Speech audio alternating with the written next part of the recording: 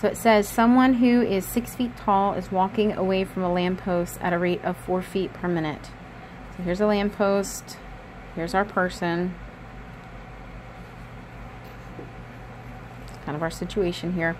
So this person is 6 feet tall. They haven't told us the height of the lamppost yet, but they do go on to say that the lamppost is 22 feet.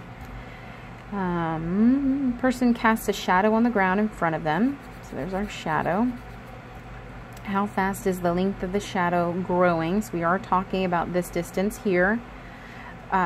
When the person is 16 feet from the lamppost. Okay, so we have a Y here. So looking at this, we have two similar triangles.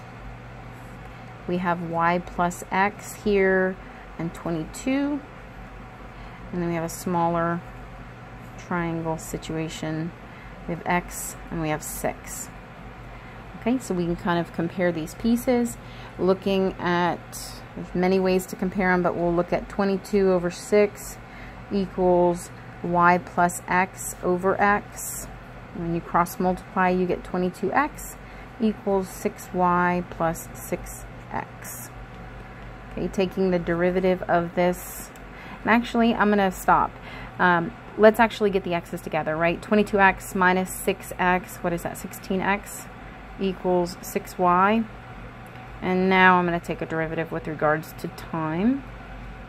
So we get 16 dx dt equals 6 dy dt. So now let's think about what they actually gave us. They gave us that 4 feet per minute they're walking away from the lamppost at 4 feet per minute. So that is talking about this change. Since it is as he's walking further and further away, that y is getting larger. That dy dt will be a positive 4 feet per minute. So coming down here, we have 16 dx dt equals 6 times 4.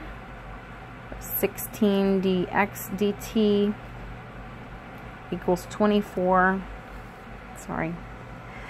Divided by 16 on both sides does reduce to dx dt equals, those both have an 8.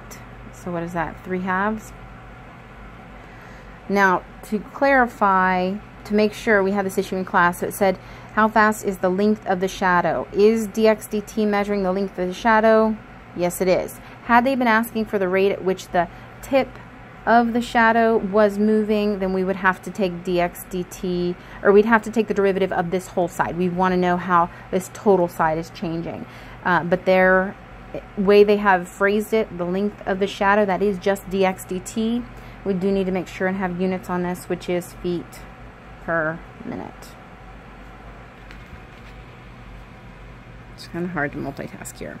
I did want to mention with this very last problem, all of these problems are just taken from the exam 1 from last semester. So my Cal 1 class last semester had gotten all the way to this topic before they took exam 1. These were problems directly from their first exam. So good information. If you need help, feel free to email.